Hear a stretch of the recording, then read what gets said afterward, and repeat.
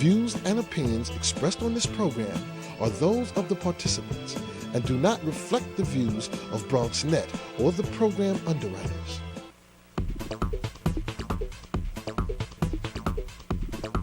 BronxNet. Your voice, your views, your vision. And good morning, everybody, and welcome to Open, one and only show that opens up the Bronx and the world to you. I'm your host, Dr. Bob Lee from 107.5 WBLS, your number one source for R&B. You can catch me on each and every night right after the Quiet Storm with my man, Lenny Green. Did you tell him that I talk about him every day? We promote him all over. Now he has the number one show. Lenny, that's because we here at BronxNet are talking about you. All right, we got a great show lined up for you today here on BronxNet. Coming up on today's show, we'll give you the resources you need to start your small business. Plus, we'll find out what one organization is doing to give all the students the materials that they need to succeed. It's a beautiful thing.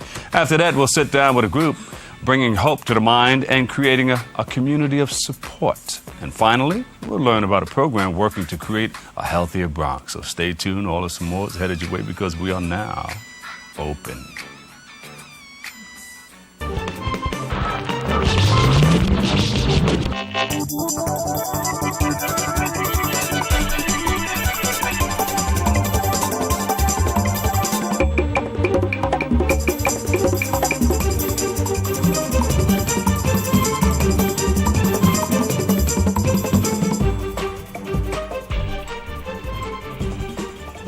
Catch everybody sitting, watching. Welcome back, everybody. I'm your host, Dr. Bob Lee, and you're watching Open, the one and only live interactive program that brings the Bronx and New York City straight to your TV set. We got a great show lined up for you today, but first, let's check in with our resident DJ, Vince Bracey, on the ones and twos, and the old-time 8-track machine under the seat with the reel behind the curtains.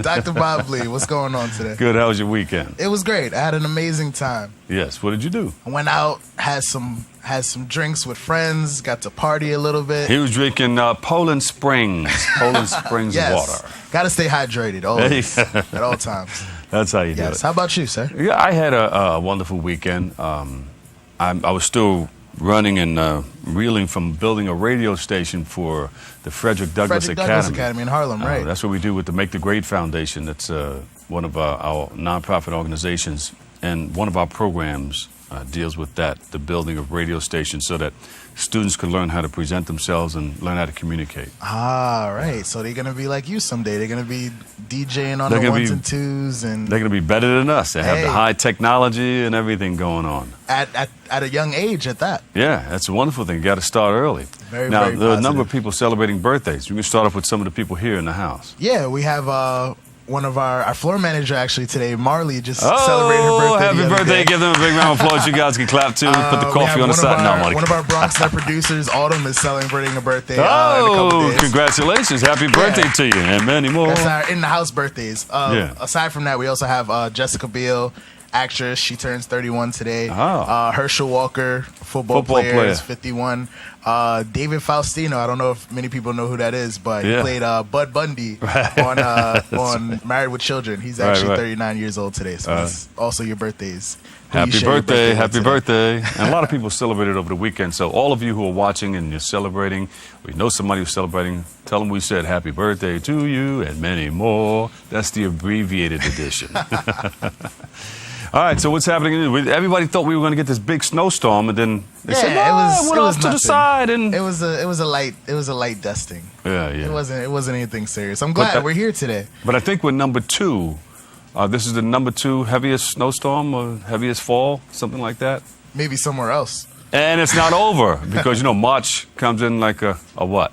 Like a lion? A lamb, and goes out like like a lion. Yeah, there you go. Comes in like a lamb. All right, cool. All right. So you got some good music for us? All the time.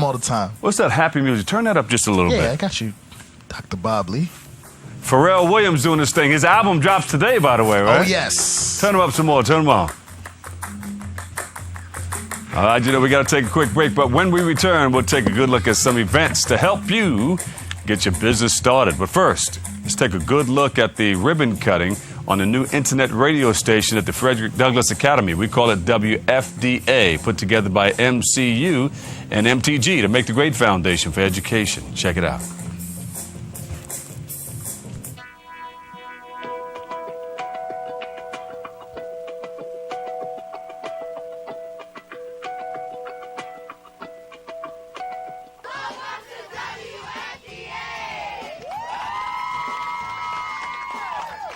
so here we are. We're at FDA, the Frederick Douglass Academy, where we spent some time, day and night, working hard with our sleeves rolled up, wiring up a radio station. We got the equipment in there. We got the students rehearsing, and they put on their first show today. And it was just, everybody had a great time.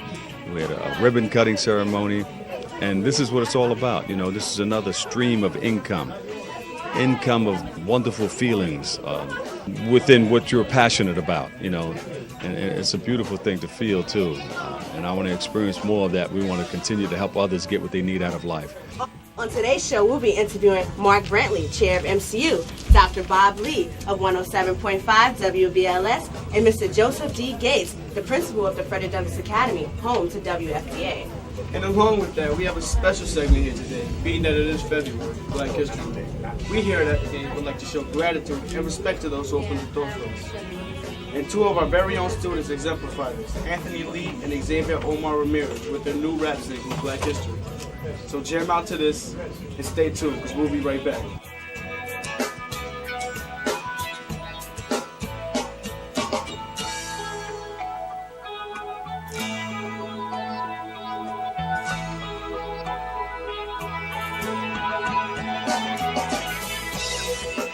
We start a radio station. I get the same feeling. I just love to see you guys do your thing, and I'm just crying on the inside.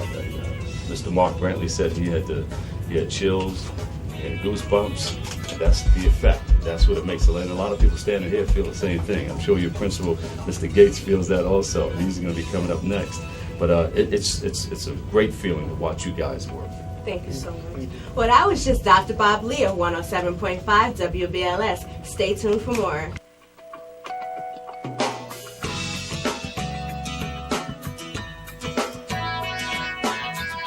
And give yourselves a big round of applause. Put it together.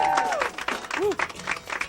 WFDA in the house. Yes, indeed. They put together a fantastic radio show, and we have these galas to raise money so that we can build radio stations like this and partner with wonderful people like MCU and other people in the community. We have our 10th anniversary coming up, and we would like to invite you guys to the 10th anniversary. You want to come? This year, we were celebrating 10 years. 10 years of the Make the Grade Foundation, the 10th anniversary of the gala, and Make the Grade Awards.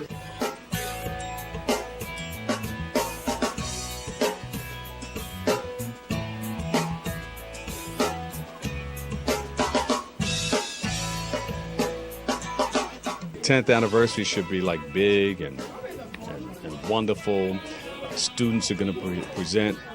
We'll have some of our friends come down, some of the recording artists.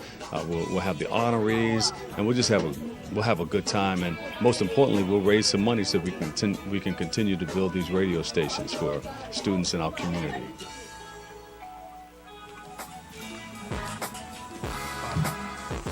And welcome back, everybody. You know, it makes you wipe your tears away just a little bit, because when you do something important like that in the community, just the feeling of it all is like unbelievable. And these youngsters are doing some wonderful things at the Frederick Douglass Academy, and they're working on content. You know, we talked about content, and they're programming a lot of their stuff right now. And if you go to if you go to Live 365, it's an app on your smartphone also, and punch in WFDA, you can hear some of the stuff that they're doing. You know, it's not a lot of content right now because we just put it up. But you can hear music running 24 hours a day. And in between, they have like little things that are coming up, like the quote of the day. It's going to be really nice. They're going to be talking about some of the things that they're doing in the school, talking about some of the things that are happening in the community, and they'll put it all together and have these fantastic radio shows. All right. Our first guest is the director of the Small Business Development Center, and he joins us today to share more about their work and upcoming events. And we welcome Clarence Stanley to the studio. Happy birthday to you, and many more. Yes, happy birthday to you. We found out it was your birthday. Thank you. So tell us about some of the wonderful things that you guys are doing. We've got, interesting, 2014 is here, and, we see the stock market that we talk about hitting new highs every single day, and a kind of an indication of the economy and what's going on. And my goal and our goal continues to be to empower people, particularly in the Bronx, people in our communities to capitalize on this, to take advantage of situations, to start their own businesses, to take ownership of their communities. Yes. You know, and as we begin to get into this new economy, to take advantage, and we want to show them how to learn to grow their businesses, learn to get to a point where they can own businesses. Don't work for somebody. We talk about this all the time. Yes. Work for yourself. Right. How important is that? I mean, a lot of people say, I want to work for a corporation. I want to get that, all the benefits that come along with a corporation. But talk about some of the benefits that comes along with owning your own business. A little known fact is that 95% of the people in this country work for small businesses. They don't work for the IBMs and the major corporations. They work for themselves, and they work for small businesses. That's that. We talk about the Bronx along Fordham Road. You got those retail stores. You got hundreds of stores that are owned by individuals. Those all small businesses. All small businesses. Yeah. Fordham Road. You go down to 149th Street, the Hub. You go on White Plains Road. You take a look at all these locations in the Bronx, and they're all small businesses, all run by people. And now with this new technology, everyone now is on the internet. Yeah. Everything is social media, and we talk about now how you reach your clients. You no longer reach your clients from that face-to-face contact anymore. You're doing things on the internet. Social media. Social media, things work, businesses from home. The biggest seller of products in this country right now is Amazon.com. Yeah, wow. And so now folks are going on, and Amazon doing everything. And you can get everything on the internet. It was on the news this morning. They were talking about food. One of the biggest providers of food is on there also. Exactly. We thought it was one company, but this other company came up. It's going to be on New York Stock Exchange and all of that. So we're showing folks how to leverage that. How do you? Yes, I can help you get your business started. I can help you get a loan. We can help you with your business plan and so forth. But then, how do you sustain yourself? But the main thing, Dr. Lee, is trying to get folks to take ownership of their communities. Yeah. We saw this up in Upper Manhattan when Harlem changed. Yeah. We saw when Brooklyn changed. So when the Bronx changed in a lot of areas. For it. We've got some wonderful things going on in the Bronx right now. As you know, we got the Macy's Mall coming in. Yeah. The Macy's Mall will be one of the largest indoor malls in the country. Now we're looking for vendors, folks to come in and start their businesses and occupy space in this mall. What would that do to small businesses in the area? That would create opportunities, basic opportunities to start businesses and to put yourself back to work. And, working for someone, yes, it's nice to work for somebody because you get that steady paycheck. But if if you're an employer, what do you want to do? You want to keep your costs down. You want to keep your costs down. You want to pay little as you can to your employees and keep as much as you can for yourself. Right. Well, let's turn that around. Let's let you own the business, and you maximize your bottom line. That bottom line is all yours. Say that again. Wait a minute. Hold on. Check this out. Say that again. You maximize that bottom line to make that bottom line go to you, not to somebody else. And so when someone begins to downsize the corporation, you see this Chase Manhattan Bank, they lay off thousands of people because they want to reduce the bottom line for the stockholders. Well, if you own a business, guess who the stockholder is? That's you. You're the owner. Yeah. So let's try and get that. That's what I want to encourage. And guess what? The opportunities to do that are right here. Mm-hmm. You have the resources. We can help you get financing. We can do the SBA guaranteed loans. Yeah. To start up a business, to expand the business, to whatever business needs to do, we can do that right here. You've been helping out a lot of businesses over the years. Name some of those successful companies. Oh, we got a lot of business. We got some businesses, for example, a guy by the name of Rafael Alvarez. He had his tax practice. Yeah. And he took that tax practice and grew from a small business. Now he does about 50,000 tax returns per year. And he now turned into a franchise. So now we do franchise. So the franchise is starting to grow. We're starting to see Papa John's. We do Little Caesars, Golden Crust.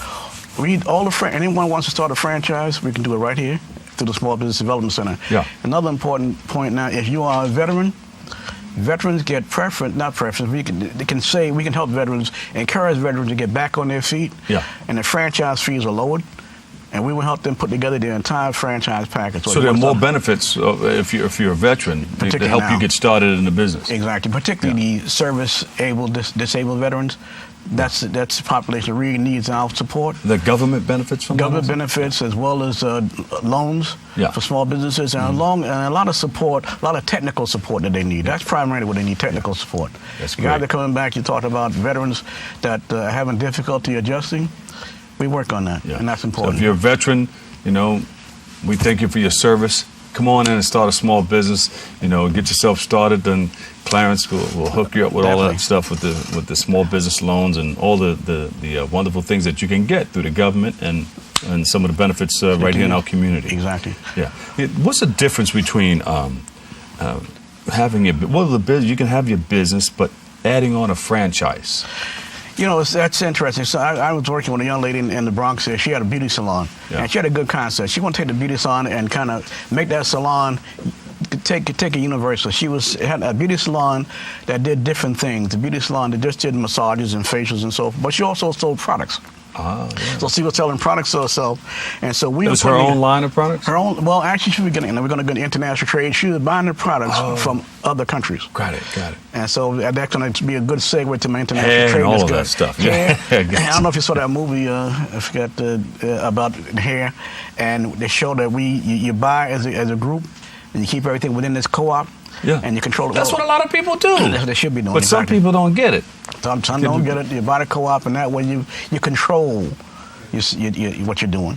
So we talked about that, and so we put together a model of the way this beauty salon should look, and we put that into a package, and this becomes the business model, and then we're going to take that to a franchise organization and get this person franchised to begin to sell the same model throughout the country. Yeah. Okay, so a franchise is a good thing, but there's some upsides and downsides to a franchise. Me personally, I generally recommend that if you own a business, instead of franchise, just branch out. Open different branches. There you go. You know, and if you franchise, certain franchise right now having some difficulties. Yeah. Quiznos, as you know, has filed bankruptcy. Wow. So because it's remarkably competitive. So you got pizzas and so all these businesses now are finding the competition, they're getting fierce, and everyone's still back managing that bottom line. What about partnerships? Are you for or against partnerships? You know, I'll tell you, sometimes I like partnerships. When you get two people in a room, they don't always agree. So I would, partnerships are fine if it's family and close. But sometimes, you know, people, even, I don't want to say marriages, but sometimes your partner, your spouse could be. It is a marriage, though. It is a marriage. The partnership's a marriage, and you need to think about that. And think about how that partnership is going to be structured, whether you're going to split the profits 50-50, or whether one person is bringing more to the partnership than the other. One person may be bringing the knowledge and the information. There's always that argument in there. Yeah, and so you decide, well, how do we split up that bottom line? Back to the bottom line. Yeah, bottom line. All right, so we have something big coming up. Tell us about that. One thing unique about the Bronx. The Bronx is an international community. We're from all over the world, and I talk to folks about going global. To couple of factors. One, the total population in the United States and the globe, on the entire universe, is over 7 billion people. Wow. 7 billion with a B throughout the world. The big B. And the United States is 300 million people. So now, I'm recommending the businesses that you try and go international with your business model. If you're from a certain country, let's say you're from South America, you're from the West Indies, you're from Africa, you got family there, and they're producing products. Well, don't just bring the products to the United States. Take those products, and you're going to get help from the Small Business Administration. You're going to get help from the Department of Commerce. We're trying to improve this country's balance of trade and balance of payments. We're trying to get the United States to create jobs by becoming a net exporter of products. So I'm suggesting, if you have a business, you want to take it global. Instead of selling just the United States, sell to China. Now, we have a network in the Small Business Administration. There's SBDC local, but there's also SBDC global. The SBDC is in every country. Just about every country in the world. So you want to do business in China, we will show you how to get your business structured where you can do business with the Chinese government. You're talking 1.5 billion people in China. So what we're doing now with the internet, instead of bringing your product into the United States, transship those products to other countries. So at this workshop, we're going to talk about how to structure yourself. And on the internet, you don't need a physical presence. You can you don't have to have the products come. You don't have to have an inventory. No. You can have the inventory produced in that other country. If it's in the West Indies, you're producing all these tropical fruits and foods, cosmetics, and you can ship that stuff directly to your customers overseas. Isn't that something? And we're going to learn about this at the International Trade Workshop, Export Trade. Right here at Lehman College. And I think I talk to businesses in the Bronx. You got a store, you want to expand your business, get yourself a website and start selling stuff. Become to Amazon.com, not just for the United States, become to Amazon.com globally. There you go. All right. This is it. All the information. April 1st, right? April 1st, right here at Lehman College, 10 o'clock, right here at Lehman College, Common Hall. All right. Clarence Stanley, give him a big round of applause, everybody. He'll show you the way. Show you how to make a whole lot of money. You want your pockets fat? Clarence Stanley will show you how to do that. Thank you so much. Thank you Always again. a wealth of information. We love you. Thank you. Thank you. All right, we got to take a quick break right here, but coming up, we'll get you connected to the learning crew. You got the learning crew in the house? Stay tuned. We'll be right back. That was a great show.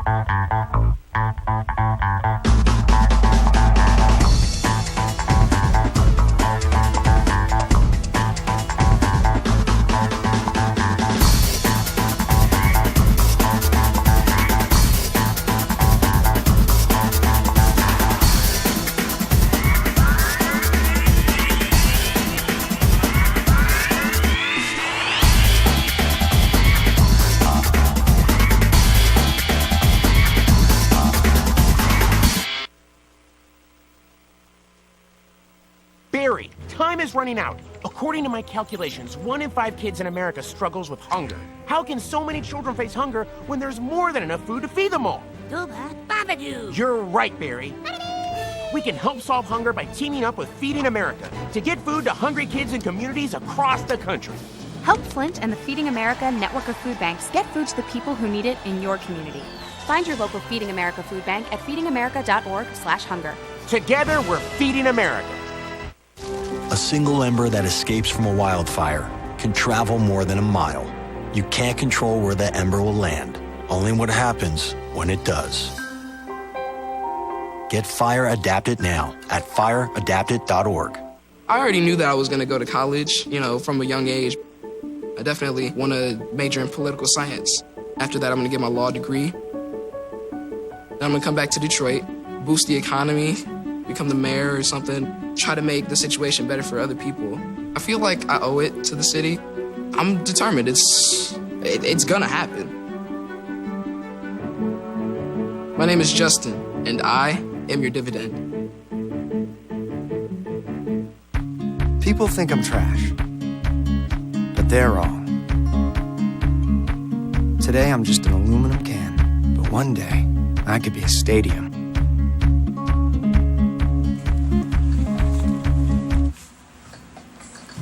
Welcome back, everybody. I'm your host, Dr. Bob Lee, and I'm here with some very wonderful people. We got the learning leaders, and they work to provide students with the tools needed to succeed. It's a beautiful thing, isn't it? And we are pleased to be joined by the Executive Director, Jane Hafey, and also the Director of Educational Services in the Bronx, and Felicia Wilson-Ocasio. We welcome you guys to the show. Thanks for having us. Yes, yes. So you're doing some wonderful things. Can you share a little bit about the Learning Connect? Yeah, Learning Leaders is all about helping public school students succeed, right? These are our kids, this is our city. And our motto or our feeling is that everybody has to get involved. And so we're about bringing in and engaging families and communities to be the active partners that they want to be. So what does that mean? We train family members and community members to be volunteers in public schools, so taking on all kinds of roles, but mostly academic support roles. And we also work directly with parents. They may not have time to volunteer. We can't all volunteer. But we all, as parents, I know we speak as two public school parents, it's a big, bad world that can be very confusing about how you help your kids succeed. And so we have workshops that teach simple strategies that we can do at home with our kids to really build their education. Kids are only in class part of their lives, right? But the rest of their education has to happen outside of classrooms. Exactly. Never stop reading. Always pick up something and read it.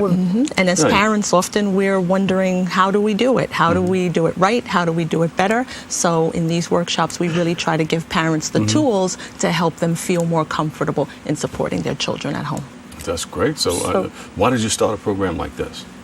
We started sort of need almost 60 years ago, right? And by a bunch of civic-minded New Yorkers who said teachers have too many responsibilities to be able to spend all the time with children that they need. And we have evolved over 60 years as our communities have changed. We have changed as well.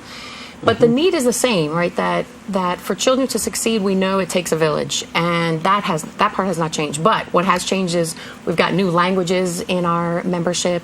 People are from all over the world. We represent, because we're in 5 boroughs across New York, we represent really, as you were saying with the last guest, we're such a richly diverse city, so as learning leaders. And we are in 73 schools in the Bronx, about 300 schools across the city, so that we're really working with kids in lots of communities and with their families, so that the families and the kids can work together for the best success possible. Now, do you guys work with the Department of Education? Do you work with the PTA and guidance counselors? We work with a lot of members of the school community. We work a lot with the parent coordinators in the school, a lot with the parents associations and the parent leaders to really get the word out to the parents in that particular school about what programs we're offering and what services we can really provide to them, and to get the parents to take advantage of everything we've got. Do a lot of parents get involved, or they're still like standoffish, and sometimes they don't come to a lot of the PTA meetings? There's lots of barriers why parents aren't involved. Sometimes, I mean, some of it's just straight up complicated lives, busy, right? Yeah. We're all can be very busy. Tri-State area. And one thing that's important to keep in mind is that parents may be involved. They just may not be at school, right? Their jobs may not allow them to be at open school night at those exact times. And I'm sure some of the students don't want them there. Well, that's a different story. That's always a different story. But, even when kids say they don't want us involved, they do. They need us, right? Yeah. As much as they talk about otherwise. But the thing about parents getting involved is sometimes people are nervous or shy. Maybe they had bad experience in their own schooling and they feel a little uncomfortable. And so schools don't always know how to make it feel like an open door policy. Right. Sometimes people aren't comfortable with their English and feel nervous about going in and trying to express their concerns about their kids' education. They may have a variety of other reasons. And so what do we do is we open the doors. We really work with schools to create a feeling of welcome, and that all resources are needed, and parents have more resources often than they realize. They may not feel, I'm not a teacher, what can I do? But you can read with a child and help that child develop his or her reading skills. You can read to a class some storybook that they would love to hear from you. These are things that parents can do? These are things that parents can do. So maybe you're the teacher and you've got some kids you want to work with one-on-one, and I'm your volunteer. I could be doing a read aloud, right? So that it allows you as the teacher a little more time to specialize with a couple of kids. Or if I'm your volunteer, you may ask me to work with a couple of kids one-on-one. Yeah. And we really try to make a welcoming environment. So in the workshops that we do, any of our work with parents, it's really about encouraging them to come in and getting them to also share their experiences with us and also with each other, because they learn from each other, and it helps them to build a network in their school as well. And you work with a number of... Well, I was just going to... Felicia makes a great point about they learn from each other. One of the big things that we see at Learning Leaders is that parents contribute to the school. Now, mind you, they're not in their own kids' classroom, so they're there as a parent of all the kids in the school. But they also bring those new skills that they practice as a volunteer to home. So you're sitting at the kitchen table with things that you've learned at your training as a volunteer, and now you're practicing them with your child.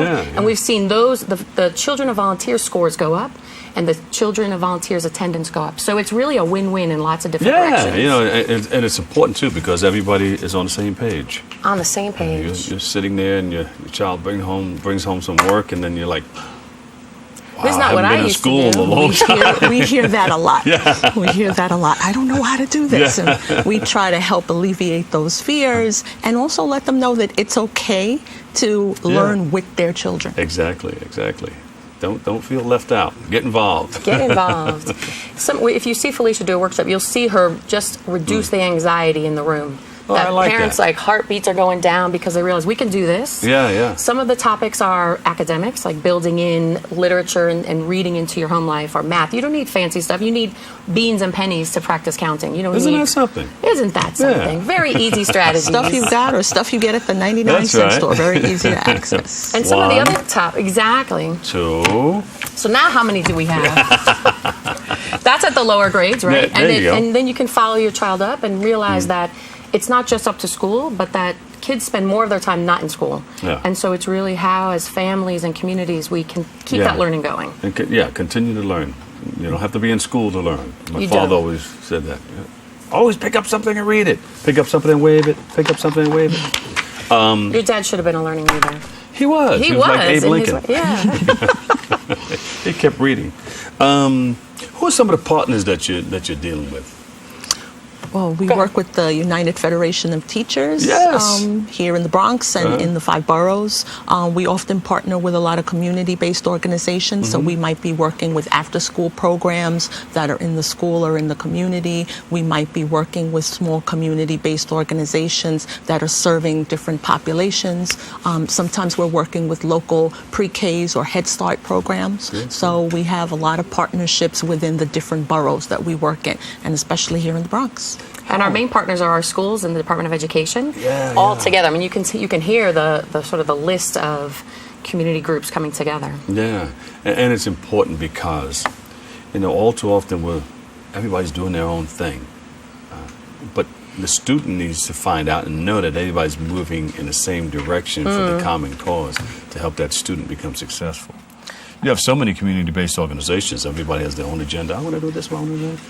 But if there was an organization that came together and said, look, let's do it this way. This is what we're going to teach. Let's move the students in this direction. Other people are trying to do it. People spend millions of dollars to try to get you to look at their commercial or listen to their commercial on radio or TV. We got a market for something good for kids. Yeah. I think that's a really good way to describe what we do, because you have all these parents in the community or community members. They don't have to be parents. They could be grandparents. They could be anybody who wants to give back to kids. It may not mean that they feel super confident, but with the training, they'll get ready and they'll feel ready. But having 20 people ready to help you as a principal can be a little overwhelming. As you said, you got to bring everything together and feel organized and structured, and that's a big part of what we do. And then learning leaders walk around with their badge, and they know they're part of a movement together to really support kids. So it's sort of unionizing on a not the union level, but bringing us all together, unifying. That's great. Who does give us one success story, and then he's doing this like this. Good. I'm gonna call you out. We call him SONZ, Sons. And he's wrapping me up. But give us a success story. And then how can people get involved? Yeah, success stories all over the city. I'll let Felicia tell a little story about it. Maybe a recent volunteer. One of the recent volunteers I can think of, we have a grandmother who started volunteering in her granddaughter's school when she was probably in 1st grade. And she said, you know what, I just want to know about what she's doing. I want to be able to follow her. And she has been at that school for the past 8 years. Wow. And now she started out with the lower grades, the little ones. Now she's volunteering, helping with reading, with writing, with math. And her granddaughter is heading off to high school, and she is still volunteering there at the elementary school and really trying to bring people in the community to come into the school and do the same thing. You know what you guys did? You created a passion for somebody. Yeah. Yes, we channel the passion. How can people get involved, and where can we get more information on what you guys are doing? Well, there's a lot of information on our website, learningleaders.org. So if you want to volunteer, if you want to be a donor, if you want to learn more information about getting involved, we hope that you'll check out our website and you can contact us directly. Pick me. We'd love to have you. So that's a good place to go first, our website. Okay. Give them a big round of applause, everybody. Jane Hayfie, Executive Director, Learning Leaders, and Felicia Wilson Ocasio. She's the Director of Educational Services at the Bronx Learning Center, Learning Leaders. All right, we thank you guys for coming in and being a part of what's happening and sharing that wonderful information with us, and continue to do the good works in our community, working with all of our partners and community-based organizations. We thank you. We appreciate you. We love you. Thank you. Thank you. Love you too. All right, we got to take a short break right here, but when we return, we'll find out about what one group is doing to bring hope to the mind. But first, I'd like to let you know that the Bronx Speaks No Boundaries art exhibit is going to take place. It's going to take place at the Bronx Museum from March 5th to the 9th, so I want you to check that out, okay? We'll take a break. We'll be right back. Hi, this is Jeff Fox for 107.5 WBLS, and when I get off the radio, I check out my man, the Dr. Bob Lee. It's open. on BronxNet. I never miss it. Know what? What? Since I got adopted, I've learned a lot about these humans. I know. I mean, check out these two. It's Flirt City over here. Yeah, I noticed that. It looks like my human is definitely into your human. Oh, look! I think she's getting his number. Nice. Your human's got some sweet moves. Takes after his dog. Oh, look, they're doing that thing where they put their arms around each other. She kicked up a leg. It's like in the movies. That's awesome. Looks like we're going to be hanging out a little bit more. Being a dad can be tough. No. What do you mean she's not coming? When's the fairy princess coming? Any minute now. But when you're willing to do anything... It is I, Cruz Zinkelpel. Okay, time for cake. It's always worth it. I know it's really you, Guru.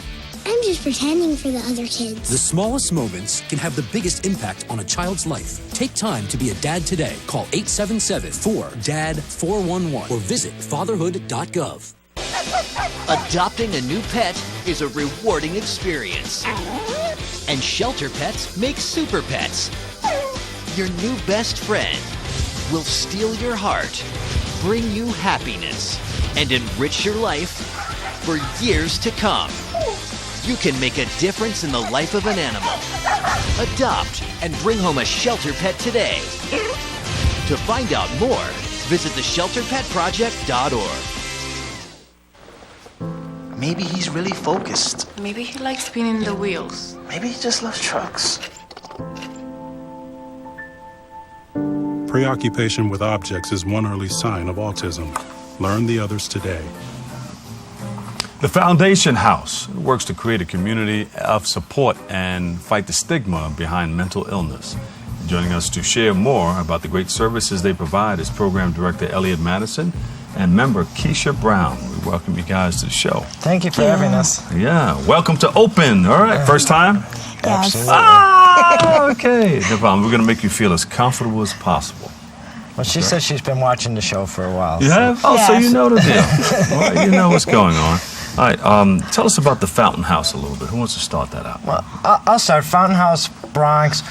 Fountain House has been around for about 60 plus years in Hell's Kitchen, and we've recently opened up a community in the Bronx. And what we're doing is we're working with adults with mental illness. Yes. And what specifically we're doing is that for many people, once they find out that they have a mental illness, there's this kind of fear that occurs. And if they search it on the internet, they see that people that have mental illness have 9 times higher unemployment rate.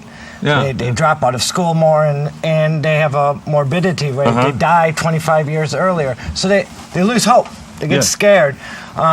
And we're there to say for 60 plus years we've been showing it doesn't have to be that way. Right. We have people employed, we have people in school, we have people living full and rich lives, and we do that together as a group.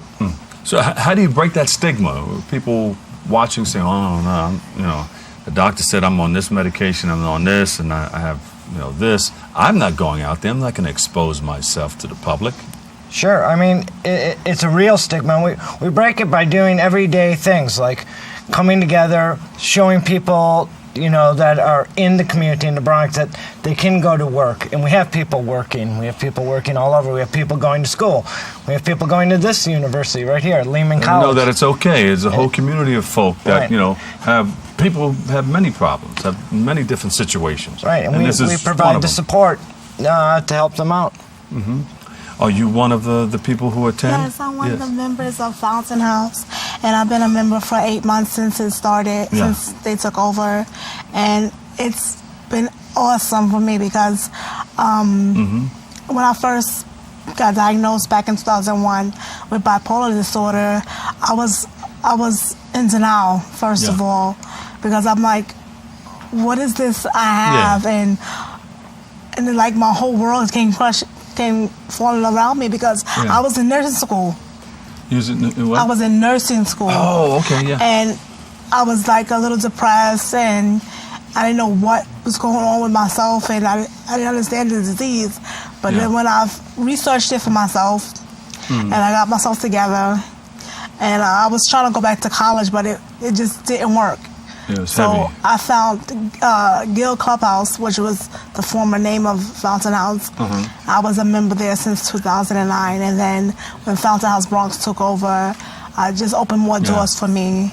Right. And I'm going to be going back to school in July. Well, you're a strong woman, you know. Yeah, give her a big round of applause. We love it, yeah. Yeah, I'm going to be going back to Howard T. Harp for peer advocacy. Yeah. And that's a 9-month program that's going to be helping me get back into the workforce as well. It's a tough thing to try to realize that you have a problem, have a situation, and to use everything that you got to break through. Yeah. And take it to the next level, knowing that, hey, I got this situation here, but I'm not going to let it defeat me. And you're going to use all the things around you in your community. You can use the Fountain House and all of your knowledge. I mean, you have nursing skills and everything. Yeah, you know? Look that's at you. my background. Look at you. Yes. So how did you feel? How did you know that you were bipolar? What were some of the things that were happening? Family. Bipolar runs in my family, but I didn't know like what was going on with me. I just was feeling a little weird that one day I was in nursing school. They said I was acting like not myself. They took me to the hospital, but they didn't have a diagnosis for me at first. Yeah, and but you knew something was a little off. Yeah, I knew something wasn't right. But and then I went through a season of depression. And when I was in Harlem Hospital 2001 July, they diagnosed me with bipolar disorder. That's when the fight began, huh? I'm going to take some steps necessary. Well, at first I was like really depressed. I didn't know. Yeah. I just would be in bed all day and just come out certain times of the day. I wouldn't really communicate with anybody, just my family. So this bipolar thing was a fight with yourself, right? Two different personalities coming in? Yes, it was. It was a fight with myself. Yeah, yeah. Well, thank God for the Fountain House, and thank God for being as strong as you are to help move to the next level.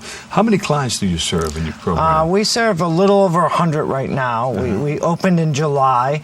We're hoping to grow. There's a huge need here in the Bronx. One of the things about our program, of course, is it's free.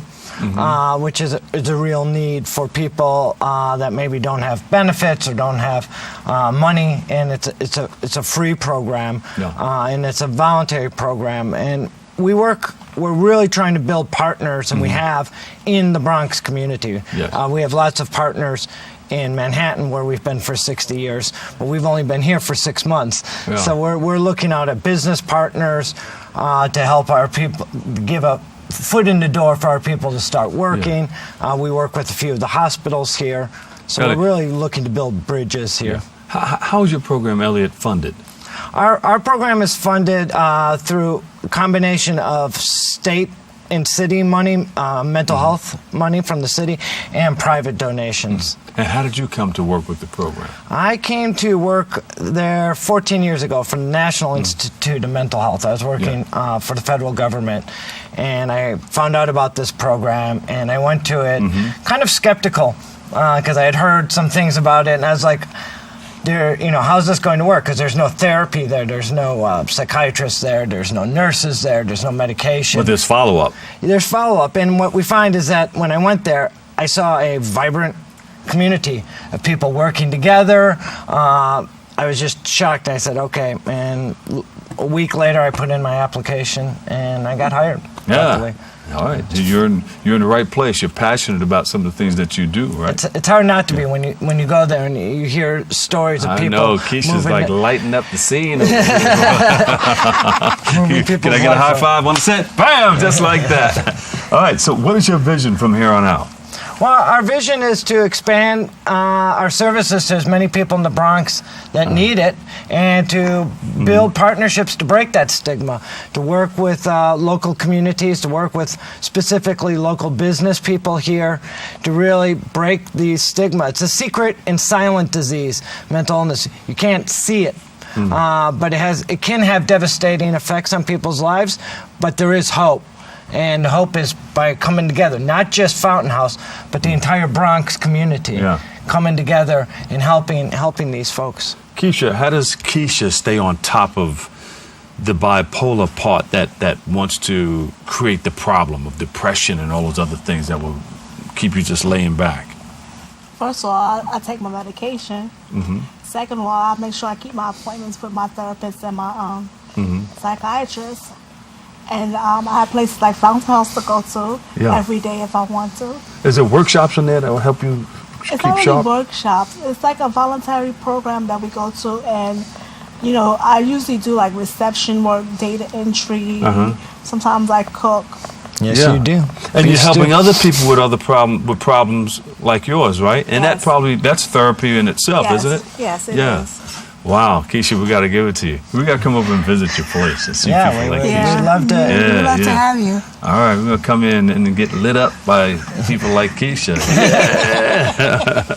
Okay, where can people get more information on what you guys They are can doing? go on to our website, Fountain House Bronx. They can come and call us and come and take a tour of the place. We give tours every day. Every Wednesday. And we're at 564 Walton Avenue, which is right off Grand Concourse and 149th. So we're right by Hostas. Is it a day thing or people spend the night? They No, it's a day thing. They come anywhere between 9 to 5, and you know they can come in and check it out. We'd be glad to have them. There you go. Elliot Madison, Program Director of the Fountain House. Woo, doing some wonderful things. And my girl, Keisha Brown, Fountain House member. Thank you guys so much for sharing all that wonderful information with us. Thank you for having us. Give us a number where people can get in touch with you. Or a website? Website, fountainhousebronx.org. fountainhousebronx.org. Thank you guys so much. All right, give them a big round of applause, everybody. We got to take a quick break right here, but when we return, we'll find out about a program bringing natural foods to the Bronx. But first, let's take a good look at the kickoff of the Mercy College Mobile Health Vehicle. Check it out.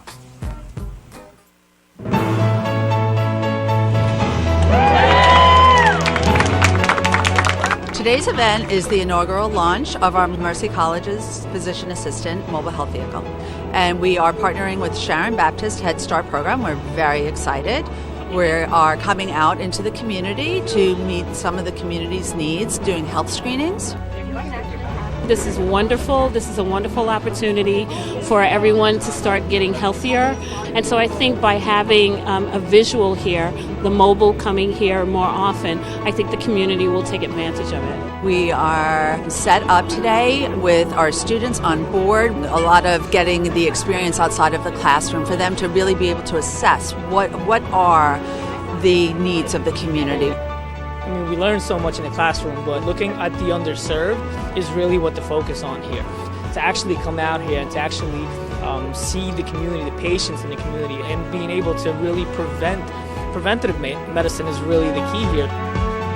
So we can then refer them to a primary care doctor if you know the need arises, and even if they have no significant finding, we can still make those introductions. I think continuity of care is lacking in many places. We just happen to be located in the Bronx. Let's do it, Head Start. I already knew that I was going to go to college, you know, from a young age. I definitely want to major in political science. After that, I'm going to get my law degree. Then I'm going to come back to Detroit, boost the economy, become the mayor or something, try to make the situation better for other people. I feel like I owe it to the city. I'm determined. It's going to happen. My name is Justin, and I am your dividend. And welcome back to Open, everybody. I'm your host, Dr. Bob Lee from 107.5 WBLS. We're having fun right here on Channel 67's Open. Parkchester CSA. It works to bring fresh-grown food to the Bronx. And joining us to share more about the great resources is membership coordinator, Lisette Bonfonte. Bonfonte. Yes, thank you for having me.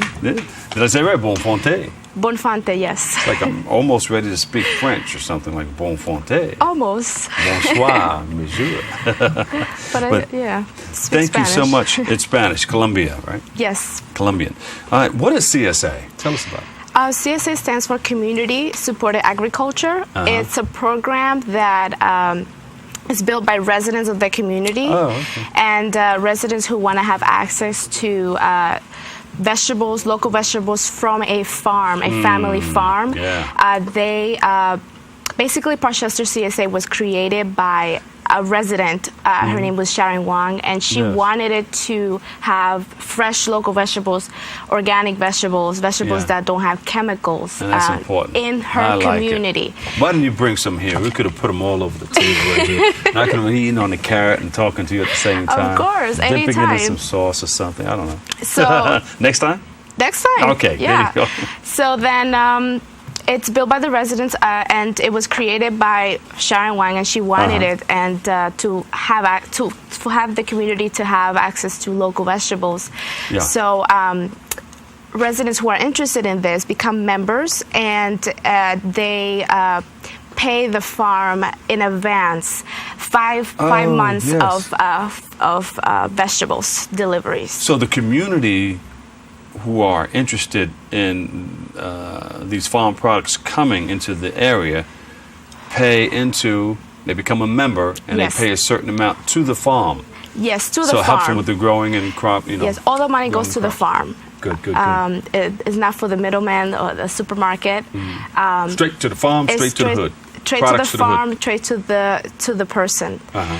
So you basically become a member by paying in advance because the farm plants these vegetables and it's already paid for. So what you're doing is you're paying the farmer for what all this work that farmer has done to grow your food. This is like upstate New York? Yes. Have you been to the site already? Yes. Oh, yes. Shucks. So Can the we members, take a camera up there and watch them plant? Because there's what do you call it? Planting season and then harvest season. Yes. And right now, members have the ability to visit the farm during October season.